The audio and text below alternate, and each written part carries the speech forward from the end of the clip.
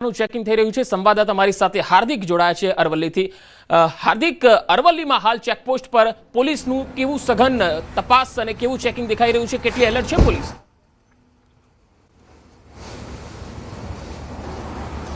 पंकज चौक्सी जे प्रकारे दिल्ली में घटना बनी है लाल किल्ला पास त्यारबाद गुजरात पुलिस एलर्ट बनी है। राउंड द क्लॉक तपास करवामां आवी छे।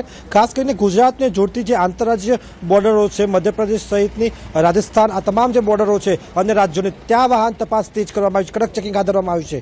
अत्यारे हाल अमे शामळाजी रतनपुर बॉर्डर है त्या उभा छे। आप जोई शको छो कि पाछळथी राजस्थान तरफथी आवता जे वाहनो छे एनी અહીં तपास करवामां आवी रही छे। वाहनो અહીં कड़क चेकिंग हाथ धरवामां आव्युं छे। खास करीने राजस्थान तरफथी जे आवता वाहनोनी झीणवटपूर्वक तपास नाना नानी तपास करवामां आवी रही छे। कारण के जे प्रकारे दिल्ली में घटना बनी जेमां 9 लोकोना मौत थया छे, 15 थी वधु लोको घायल छे। आ संजोगोमां गुजरात पुलिस एलर्ट छे। जे डीजी छे गुजरात डीजी तेमना द्वारा आदेश करी देवामां आव्या हता तमाम पोलीस वडाओने के जे गुजरातनी राजस्थान के अन्य राज्योने जोड़ती तमाम बॉर्डर पर कड़क हाथे तपास करवामां आवे, पेट्रोलिंग करवामां आवी रह्युं छे। अने खास करीने यात्राधामोनी पण सुरक्षा વધારવામાં આવી છે।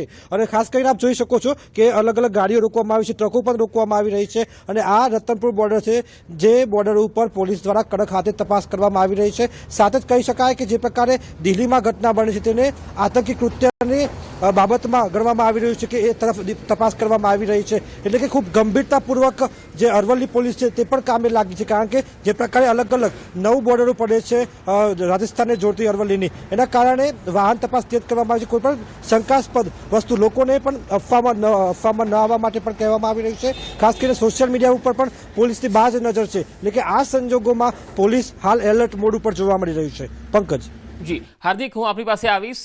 હાલ કીર્તિશ મારી સાથે જોડાયા છે સુરતથી। કીર્તિશ, સુરતમાં ખાસ રેલવે સ્ટેશન ઉપર કેવી વ્યવસ્થા દેખાઈ રહી છે જ્યાં સૌથી વધારે મુસાફરો આવતા હોય છે?